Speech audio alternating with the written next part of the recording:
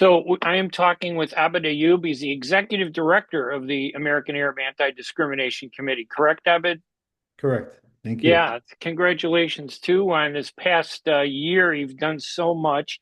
ADC has been around so long.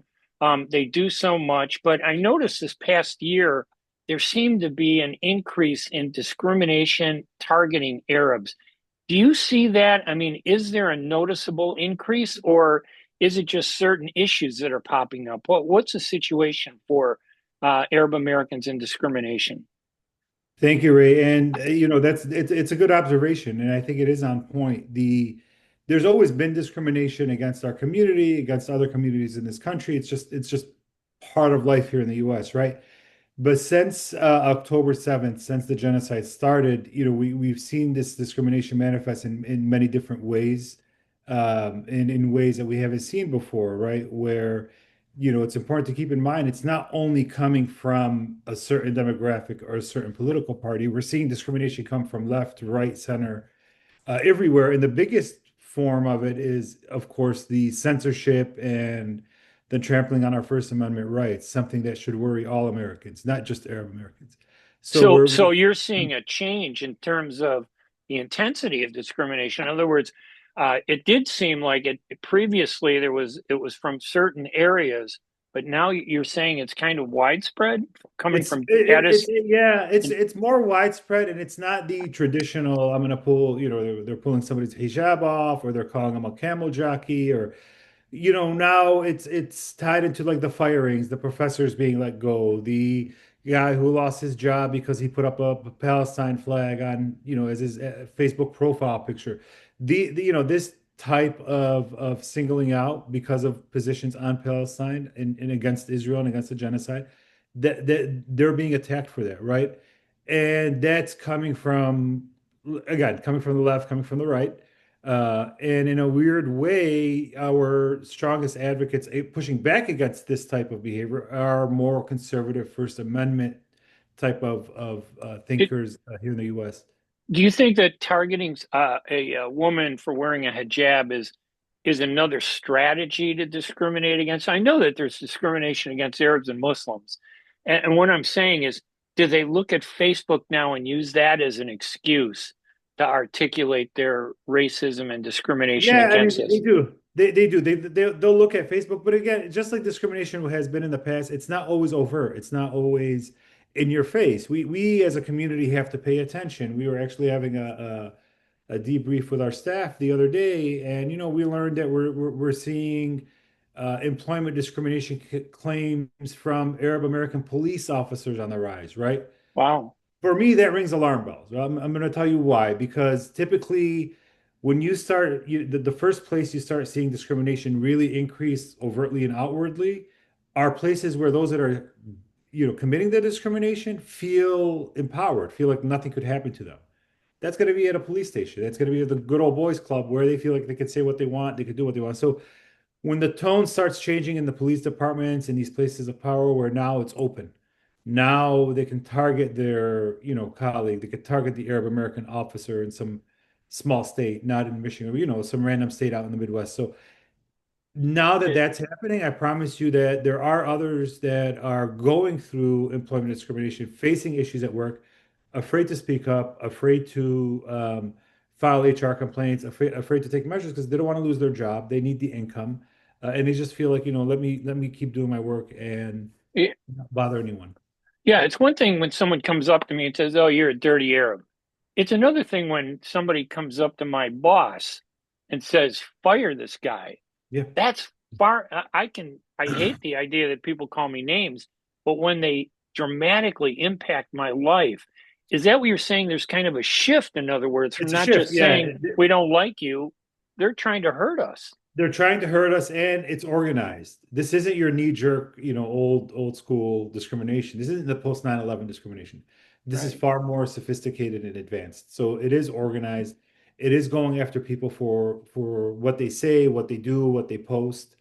And we've seen that happen case after case, story after. How many professors have we heard about being let go from their universities? You've had university presidents being forced to step down because of the encampments and the protests and First Amendment. So we are in a position now, Ray, and you got a lot more time around the issues than I have. But I think this is at least in my lifetime the first time Palestine and our positions on Palestine are so intertwined with our domestic policies here at home.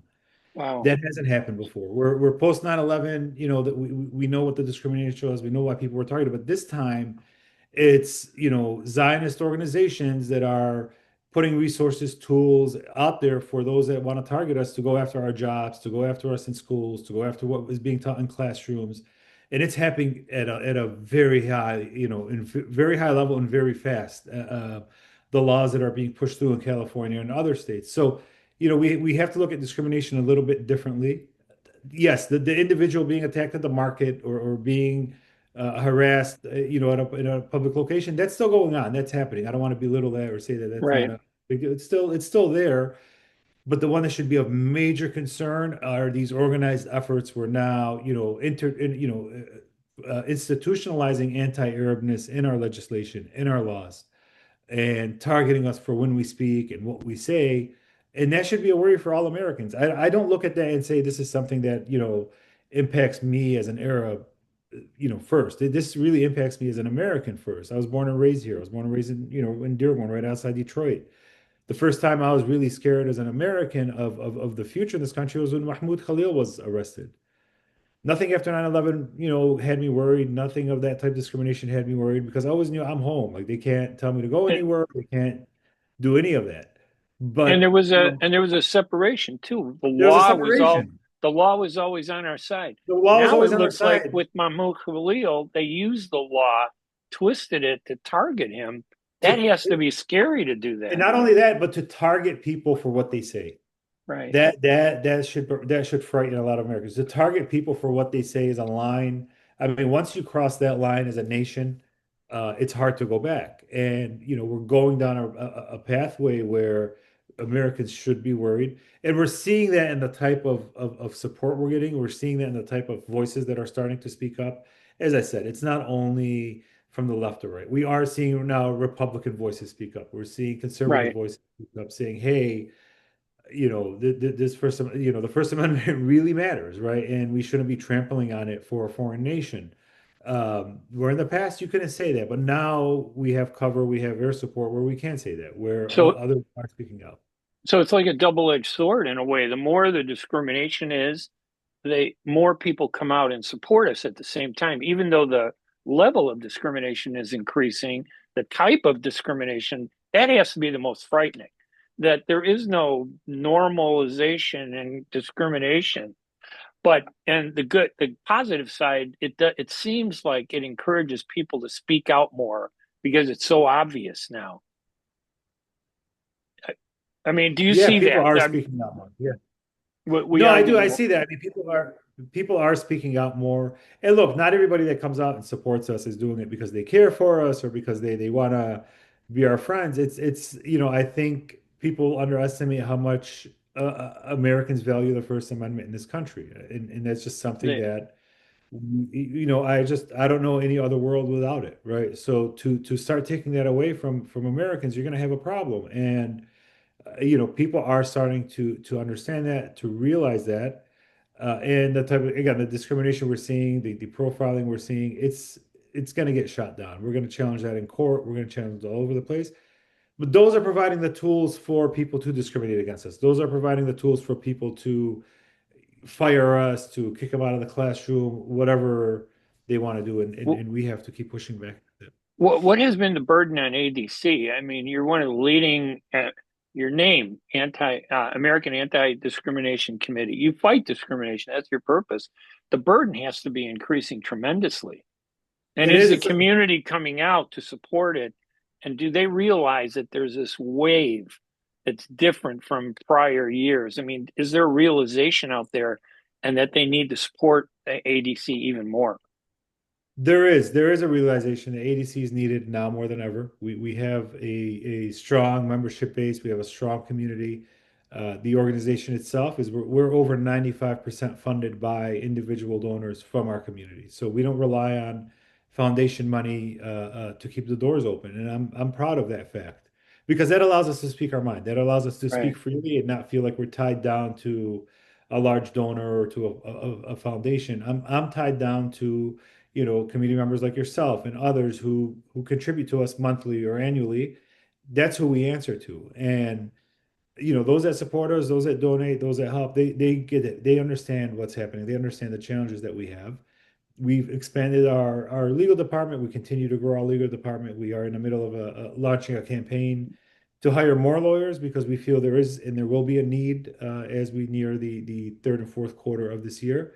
And as we get closer to the elections, we're going to see more and more discrimination as we do every year. And then when looking ahead, when you head into 2027 and the lead up to a presidential election year, the cycle repeats itself and the demand is going to be even higher for our organization because there are going to be some ugly things said and done by those seeking to be reelected or elected for the first time over the next couple of years. And Abed, is there any data, maybe you can send this to me later, that shows any of this? That would be great. If you have any I'll see what statistics we or have. anything. Yeah. I'll see what we Okay. have. We'll Yeah, send because it. I want to convey that. And then finally, if there are one or two, maybe a couple incidents that you think really uh, represent the type of issues you mentioned Mahmoud Khalil. Are there other active? I've noticed there's so many lawsuits that ADC now has been launching, and I thought, wow, this has really got to be rough. There's got to be something going on when I Yeah. see so Yeah. many responses from you. Can you give us an example of one or two of them, like the most Yeah. outrageous? I mean, you have we have a case involving we have actually a number of cases involving authors who have had their events canceled, who've had their books removed from libraries or from schools. We've had Wow. elementary school teachers who were targeted, who have been fired for, just having a map of Palestine up on the wall, or even saying the word Palestine gets them in trouble. I mean, these are the types of cases we're hearing about. They are egregious, and they're each in their own way, and collectively, it's painting a very bleak picture for us. When people are discriminated against, I guess they face a choice. Do I complain about it or do I just accept it and try to survive? What do you tell people when this happens to them? Well, how do you encourage them to stand out and defend their rights and speak out against it? The first thing we tell them is everybody has their own individual set of circumstances. There is no right or wrong answer in how it's handled. Some people honestly really do need that check. Some people really are facing an employer who would fire them instantly in a bad deck of cards in front of them that they really don't know what to do, right? So we'll walk them through it, but it's okay to be measured. It's okay to be pragmatic, and you don't need to be a public martyr. You don't need to be the face of a movement. We Right. need to make sure that you handle your situation first and that you're better than put in the right position. And if that means remaining quiet, if that means doing it behind the scenes, negotiating, feel comfortable doing that, but don't feel pressured in going public or being the public face. Now, some folks, they find themselves in a position where they want to speak up, and we welcome that, and we'll coach them, we'll work with them, we'll make sure that it's handled the right way. So, it depends on the circumstances, it depends on the parties involved and the actual like the individual, situation that person is in and what they can afford to do and not do. But we're there to support whatever decision. There is no right or wrong decision when it comes to it. Yes, that. Is there a region where we're seeing this being focused, this increase in discrimination? And do you have an idea why that's happening? I mean, surprisingly, it's the Northeast and the Midwest where we see a lot of our complaints coming from. I wonder why. I mean, it could be Is it- that's where we have large population sizes. Got it. But when you want to look at the legislation and the bills and the laws that are coming out, it's California by far. Like California has had very egregious and repressive pieces of legislation passed that go after our First Amendment rights, and that's a Democratic-led state. So we see these anti-BDS laws pop up in like Texas or in Florida, but when California does it, it's a completely different ballgame. All right. Abed, the website where people can go if they have a question. I mean, it's probably a good idea if somebody feels they're discriminated, at least to reach out to you, tell you what's happening, and get your assessment. Correct? Yeah, absolutely. They can reach out to us and we'll walk them through. We'll do the intake and support any way we can. And And it's The The website, website is ADC. The website is adc.org. ADC.org. All right. But anything else that I didn't ask about that that No, I think you want to push or promote? That you guys do a great job, and I want to thank you. make I sure it appreciate helps not only make the public aware about what's happening and the challenges that you're facing, but in ways that they can also help you. So, it. I appreciate it. Thank you. No, all right, we're all right, Abed, thank all you. right. I Take care. really appreciate you taking the time. Thanks, buddy. Thank you. Take care.